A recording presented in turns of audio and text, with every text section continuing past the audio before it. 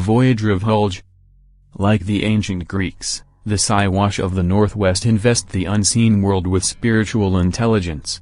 Every tree has a soul. The forests were peopled with good and evil genii, the latter receiving oblation at the devil dances, for it was not worthwhile to appease those already good, and the mountains are the home of Tamanouses, or guardian spirits, that sometimes fight together, as, when the spirits of Mount Tacoma engaged with those of Mount Hood, fire and melted stone burst from their peaks, their bellowing was heard afar, and some of the rocks flung by Tacoma fell short, blocking the Columbia about the Dalles. Across these fantastic reports of older time there come echoes of a later instruction, adapted and blended into native legends so that the point of division cannot be indicated. Such as that of the mysterious Voyager of the Whulge, the Siwash name for the sound that takes the name of Puget from one of Vancouver's officers. Across this body of water the stranger came in a copper canoe that borrowed the glories of the morning. When he had landed and sent for all the red men, far and near, he addressed to them a doctrine that provoked expressions of contempt, a doctrine of love. To fight and steal no more, to give of their goods to men in need, to forgive their enemies, they could not understand such things. He promised, this radiant stranger, to those who lived right, eternal life on seas and hills more fair than these of earth, but they did not heed him. At last, wearying of his talk, they dragged him to a tree and nailed him fast to it, with pegs through his hands and feet, and jeered and danced about him, as they did about their victims in the devil dance, until his head fell on his breast and his life went out. A great storm, with thunderings and earthquakes. They took the body down and would have buried it, but, it arose to its feet, as the sun burst forth, and resumed its preaching. Then they took the Voyager's word for truth and never harmed him more, while they grew less warlike as each year went by until, of all Indians, they were most peaceable. Tamanous of Tacoma. Mount Tacoma has always been a place of superstitious regard among the Siwash, Savage, of the Northwest. In their myths it was the place of refuge for the last man when the Whulge was so swollen after long rain that its waters covered the earth. All other men were drowned. The waves pursued the one man as he climbed, rising higher and higher until they came to his knees, his waist, his breast. Hope was almost gone, and he felt that the next wave would launch him into the black ocean that raged about him, when one of the Tamanouses of the peak, taking pity on him, turned his feet to stone. The storm ceased, and the waters fell away. The man still stood there, his feet a part of the peak, and he mourned that he could not descend to where the air was balmy and the flowers were opening. The spirit of all things came and bade him sleep, and, after his eyes were closed, tore out one of his ribs and changed it to a woman. When lifted out of the rock the man awoke, and, turning with delight to the woman, he led her to the seashore, and there in a forest bower they made their home. There the human race was recreated. On the shore of the Whulge in after years lived an Indian miser, rare personage, who dried salmon and jerked the meat that he did not use, and sold it to his fellow men for hiaqua, the wampum of the Pacific tribes. The more of this treasure he got, the more he wanted, even as if it were dollars. One day, while hunting on the slopes of Mount Tacoma, he looked along its snowfields, climbing to the sky, and, instead of doing homage to the Tamanous, or divinity of the mountain, he only sighed, "If I could only get more hiaqua." Sounded a voice in his ear. "Dare you go to my treasure caves?" "I dare," cried the miser. The rocks and snows and woods roared back the word so quick in echoes that the noise was like that of a mountain laughing.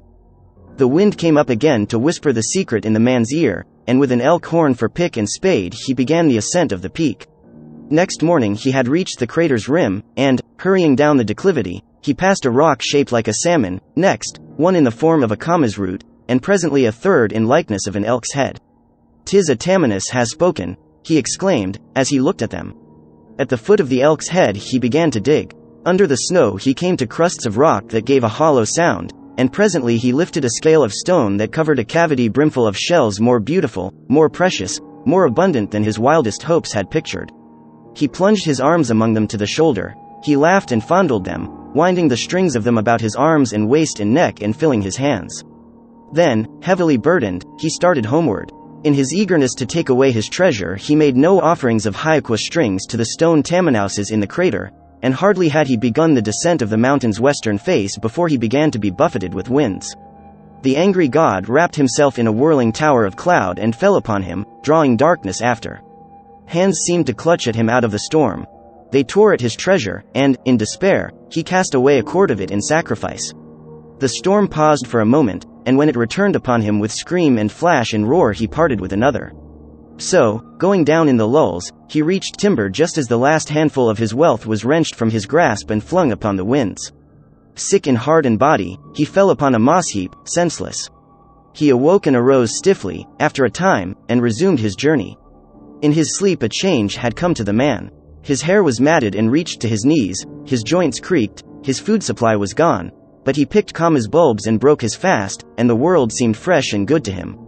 He looked back at Tacoma and admired the splendor of its snows and the beauty of its form, and had never a care for the riches in its crater.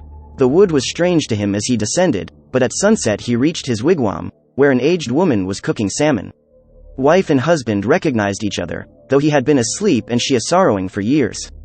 In his joy to be at home, the miser dug up all his treasure that he had secreted and gave of his wealth and wisdom to whoso needed them. Life, love, and nature were enough, he found, and he never braved the Tamanous again. The Devil and the Dalles. In days when volcanoes were playing in the northwest and the sternly beautiful valley of the Columbia was a hell of ash and lava, the fiend men of the land met at intervals on the heated rocks to guzzle and riot together. It was at one of these meetings in the third summer after Tacoma had stopped spouting that the devil urged a lesson from the growing peace and joy of nature, and prayed the fiend men to desist from killing and eating each other and live in love.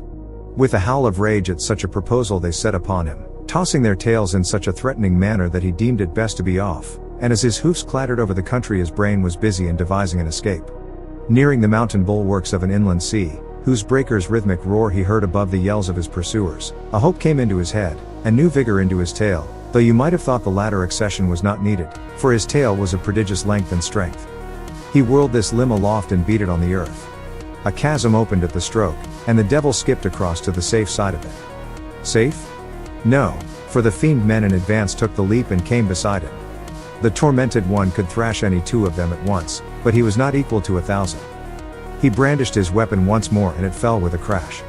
Earth shook, dust arose in clouds, and a deeper cleft than before yawned through the valley. Again the fiend men tried to reach him, and, though the gap was bigger and many fell into it, hundreds made the jump and overtook him. He must make one more attempt. The tail revolved for a third time, and with the energy of despair he flailed the ground with it. A third ravine was split through the rock, and this time the earth's crust cracked away to the eastward, giving outlet to the sea, which came pouring through the canyon, breaking rocks from mountains and grinding them to powder in its terrific progress. Gasping with fatigue, the unhappy one toiled up a hill and surveyed his work with satisfaction, for the flood engulfed the fiend men and they left no member of their race behind them. When they had all been happily smashed or drowned, the devil skipped lightly over the channels he had cut and sought his family, though with a subdued expression of countenance, for his tail, his strength and pride, was bruised and broken beyond repair, and all the little imps that he fathered to the world afterward had little dangling tails like monkeys instead of megatheriums, and in time these appendages disappeared. But what was the use of them? The fiend men they had fought against were dead and the rising race they could circumvent by subtler means. The inland sea drained off.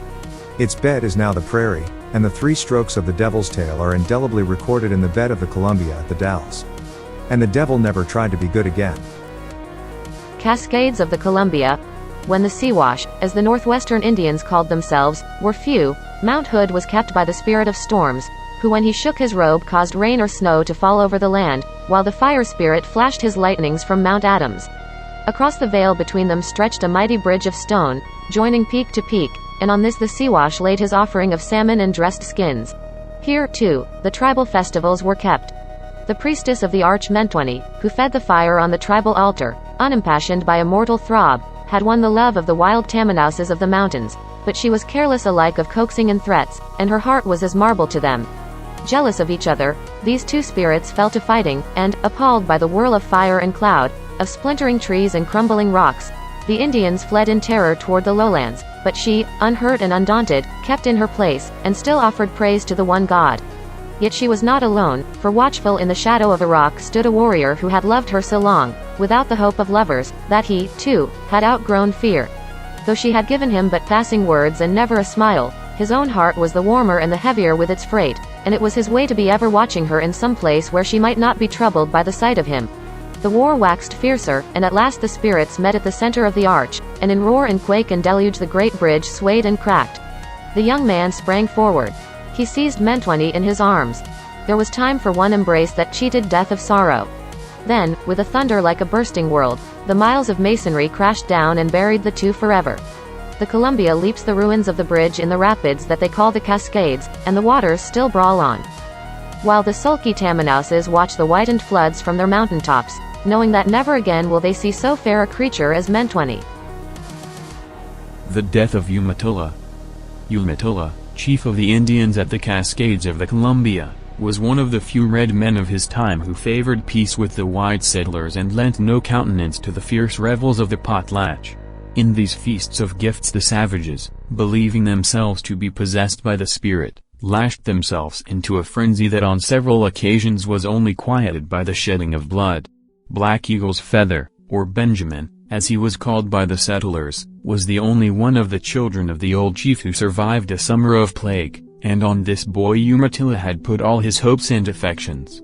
The lad had formed a great trust in his white teacher, a college-bred man from the east, who had built a little schoolhouse beside the Columbia and was teaching the Indian idea how to shoot something beside white people.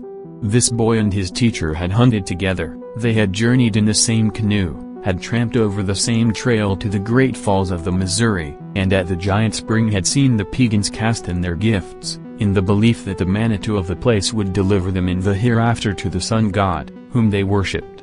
One day Benjamin fell ill, and the schoolmaster saw that he, too, was to die of the plague. Old Umatilla received the news with Indian stoicism, but he went into the forest to be alone for a time. When he returned day was breaking and a flock of wild geese trumpeted overhead. The boy heard them, and said, "Boston Tillicum, white man, does the great father tell the geese where to go?" "Yes." "Then he will tell me, too?" "Yes." "We shall never go back to the Missouri together, my father. We will watch over him." "That is well." And, in a few hours, he had entrusted the guidance of his soul through the world of shadows to the white man's unseen father. Umatilla sat beside the body through the night, and in the morning he called his people together. He told them that he was prepared to follow his boy out of the world, but that first he wanted to have their promise that they would no longer war on the whites, but look to them for friendship and guidance. There was some murmuring at this, for the ruder fellows were already plotting a descent on the settlers, but Umatilla had given them great store of goods at the last potlatch, and they reluctantly consented. The venerable chief ordered them to make a grave for Benjamin like the white man's, and, when it had been dug, 4 warriors laid the body of his son within it. Then, standing at the brink, the chief said, "My heart is growing cold, for it is in the grave there with my son. When I take 3 steps to the side of him, I, too, shall die. Be good to the white men, as you have said, and bury us both together. Great Spirit, I come." And, sinking to the ground, the old man's life ebbed in a breath. They buried him and his son in a single grave, and next day they went to the teacher and asked him to lead and instruct them. And with that year ended all trouble between red and white men along the Columbia. Hunger Valley. East of San Francisco is a narrow valley opening to the Bay of San Pablo. In spite of its pleasant situation and fruitful possibilities, it had no inhabitants until 1820, when Miguel Zamacona and his wife Amelia strayed into it, while on a journey, and, being delighted with its scenery, determined to make it their home. In playful mockery of its abundance they gave to it the name El Hombre, Hunger, Valley. After some weeks of such hardship as comes to a Mexican from work, Miguel had built an adobe cabin and got a garden started, while he caught a fish or shot a deer now and then, and they got on pretty well. At last it became necessary that he should go to Yerba Buena, as San Francisco was then called, for goods.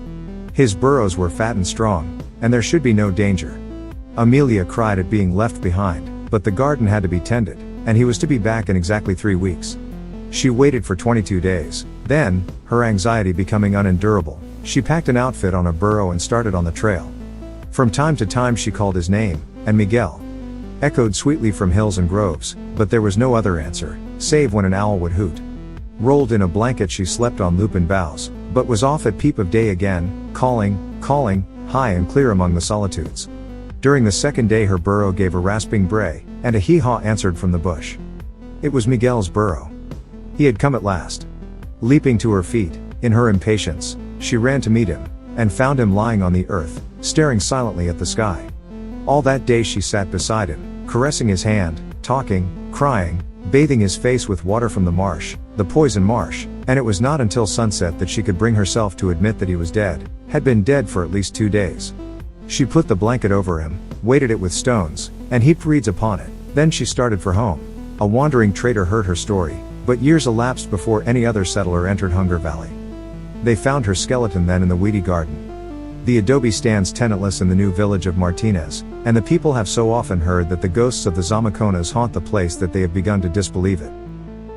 The Wrath of Manitou, the county called Kern, in California, lies mostly in a circular valley, and long before the Evil One had created the pale face, it was the home of a nation advanced in arts, who worshipped the Great Spirit in a building with a lofty dome. But the bravery and wisdom of one of their own people made them forget the Manitou and idolize the man who seemed the most like him. They brought him to the temple and prayed and sang to him, and held their sacred dances there, so angering God that he rent the earth and swallowed them.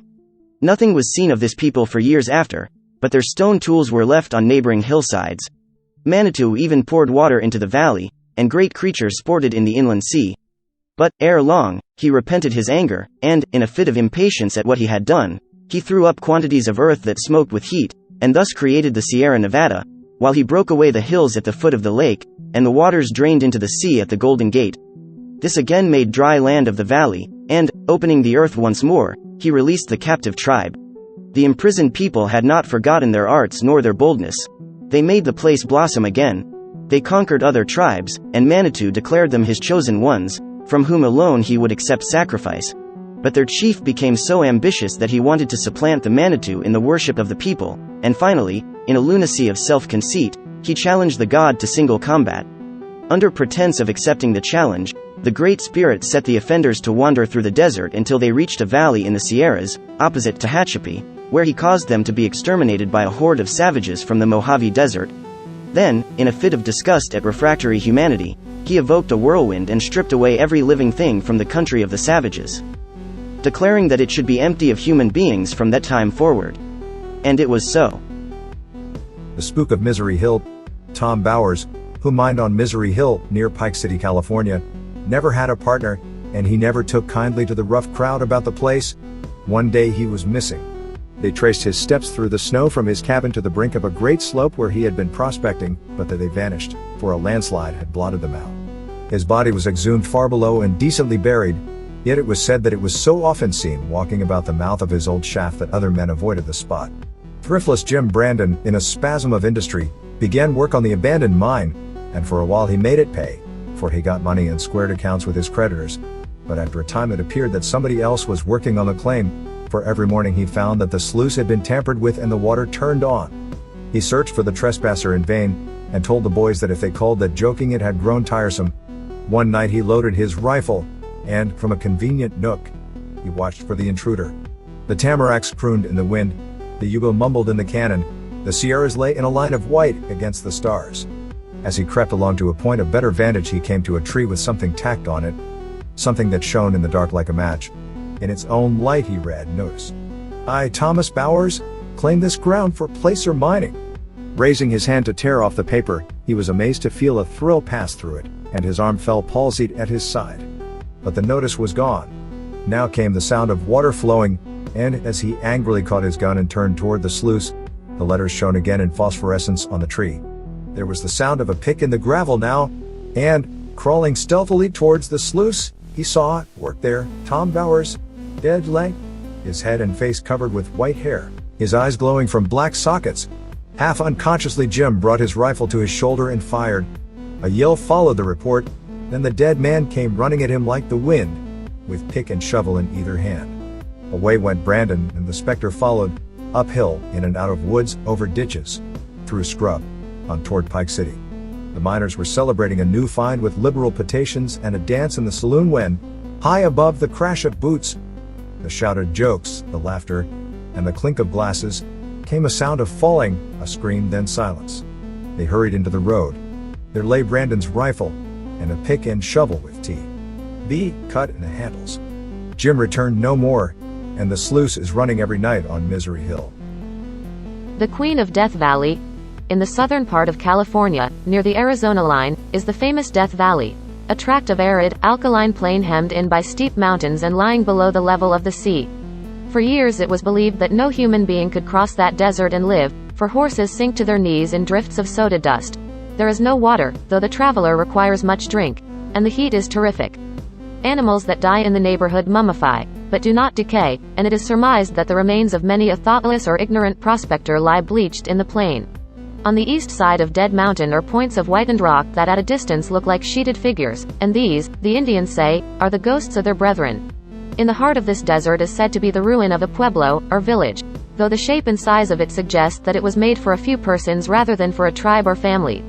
Long ago, the tale runs, this place of horrors was a fair and fertile kingdom, ruled by a beautiful but capricious queen. She ordered her subjects to build her a mansion that should surpass those of her neighbors, the Aztecs, and they worked for years to make one worthy of her, dragging the stones and timbers for miles. Fearing lest age, accident, or illness should forbid her to see the ending of her dream, she ordered so many of her subjects to assist that her tribe was reduced to practical slavery. In her haste and heartlessness she commanded her own daughter to join the bearers of burdens, and when the toilers flagged in step in the noonday heat she strode among them and lashed their naked backs.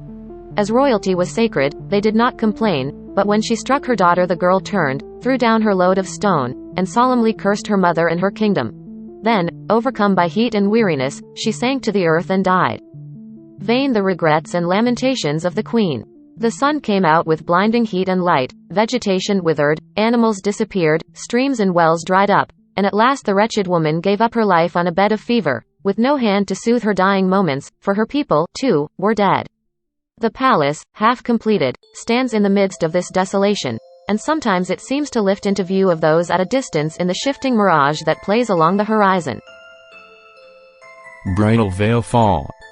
The vast ravine of Yosemite, Grizzly Bear, formed by tearing apart the solid Sierras, is graced by many waterfalls raining down the mile-high cliffs. The one called Bridal Veil has this tale attached to it. Centuries ago, in the shelter of this valley, lived Tutakanula and his tribe, a good hunter, he, a thoughtful saver of crops and game for winter, a wise chief, trusted and loved by his people. While hunting, one day, the tutelary spirit of the valley, the lovely Tizayak, revealed herself to him, and from that moment he knew no peace, nor did he care for the well-being of his people, for she was not as they were. Her skin was white, her hair was golden, and her eyes like heaven. Her speech was as a thrush song and led him to her, but when he opened his arms she rose lighter than any bird and vanished in the sky.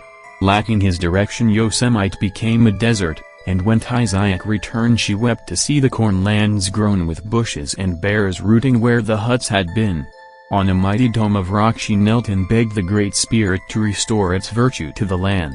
He did so, for, stooping from the sky, he spread new life of green on all the valley floor. And smiting the mountains he broke a channel for the pent-up meltings of the snows, and the water ran and leaped far down, pooling in a lake below and flowing off to gladden other land. The birds returned, the flowers sprang up, corn swayed in the breeze, and the people, coming back, gave the name of Tizayak to South Dome, where she had knelt. Then came the chief home again, and, hearing that the spirit had appeared, was smitten with love more strong than ever. Climbing to the crest of a rock that spires 3,000 feet above the valley, he carved his likeness there with his hunting knife, so that his memory might live among his tribe. As he sat, tired with his work, at the foot of the Bridal Veil, he saw, with a rainbow arching around her, the form of Tizayak shining from the water. She smiled on him and beckoned. His quest was at an end. With a cry of joy he sprang into the fall and disappeared with Tizayak. 2 rainbows quivered on the falling water, and the sun went down. The governor's right eye, old Governor Hermenegildo Salvatierra, of Presidio, California, sported only one eye, the left, because the other had been shot out by an Indian arrow. With his sound one he was gazing into the fire, on a windy afternoon in the rainy season, when a chunky man in a sou'wester was ushered into his presence, and after announcing that he was no other than Captain Peleg Scudder, of the schooner General Court, from Salem, He was made welcome in a manner quite out of proportion in its warmth to the importance that such a disclosure would have for the everyday citizen. He was hailed with wassail and even with wine. The joy of the commandant was so great that at the third bowl he sang a love ballad, in a voice somewhat cracked, and got on the table to teach the Yankee how to dance the cachuca. The law forbade any extended stay of Americans in Spanish waters, and the General Court took herself off that very night, for this, mind you, was in 1797, when the Spaniard ruled the farther coast. Next day Salvatierra appeared before his astonished people with a right eye. The priests attached to the fort gave a special service of praise, and told the miracle to the red men of their neighborhood as an illustration of the effect of goodness, prayer, and faith. People came from far and near that they might go to church and see this marvel for themselves. But, alas, for the governor's repute for piety. It soon began to be whispered around that the new eye was an evil one. That it read the deepest thoughts of men with its inflexible, cold stare. That under its influence some of the fathers had been betrayed into confessing things that the commandant had never supposed a clergyman to be guilty of. The people feared that eye, and ascribed such rogueries to the old man as had been entirely foreign to his nature hitherto. This common fear and suspicion reacted, inevitably, and Salvatierra began, unconsciously, to exhibit some of the traits that his subjects said he possessed. He changed slowly from the indulgent parent to the stern and exacting lawgiver. He did not know, however, what the people had been saying about him, and never suspected that his eye was likely to get him into trouble. It was a warm night and he had gone to bed with his windows open. Windows that opened from his garden, and were level, at the bottom, with the floor. A shadowy form stole along the gravel path and entered one of these windows. It was that of a mission Indian. He had gathered from the talk of the faithful that it would be a service to the deity as well as to men to destroy the power of that evil eye. He came beside the bed and looked attentively at the governor, sleeping there in the light of a candle. Then he howled with fright. Howled so loudly that the old man sprang to his feet, for while the left eye had been fast asleep the evil one was broad awake and looking at him with a ghostly glare. In another second the commandant was at the window whirling his trusty Toledo about his head, lopping ears and noses from the red renegades who had followed in the track of the first.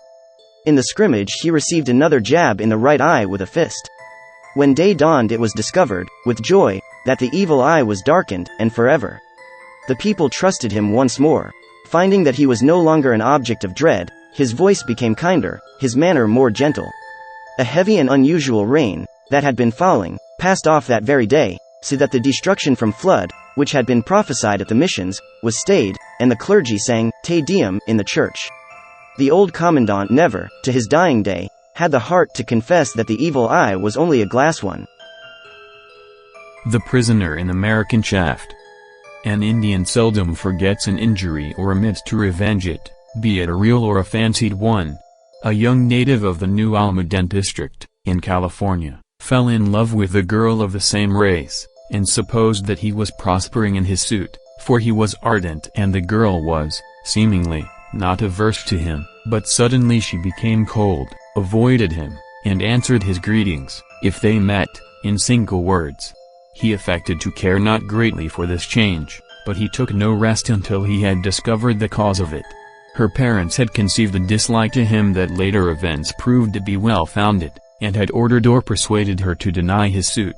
His retaliation was prompt and Indian-like. He killed the father and mother at the first opportunity, seized the girl when she was at a distance from the village, and carried her to the deserted quicksilver mine near Spanish Camp. In a tunnel that branched from American shaft he had fashioned a rude cell of stone and wood, and into that he forced and fastened her. He had stocked it with water and provisions, and for some weeks he held the wretched girl a captive in total darkness, visiting her whenever he felt moved to do so until, his passion sated, he resolved to leave the country. As an act of partial atonement for the wrong he had done, he hung a leather coat at the mouth of the tunnel, on which, in picture writing, he indicated the whereabouts of the girl. Search parties had been out from the time of her disappearance, and one of them chanced on this clue and rescued her as she was on the point of death. The savage who had exacted so brutal and excessive a revenge fled afar, and his whereabouts were never known.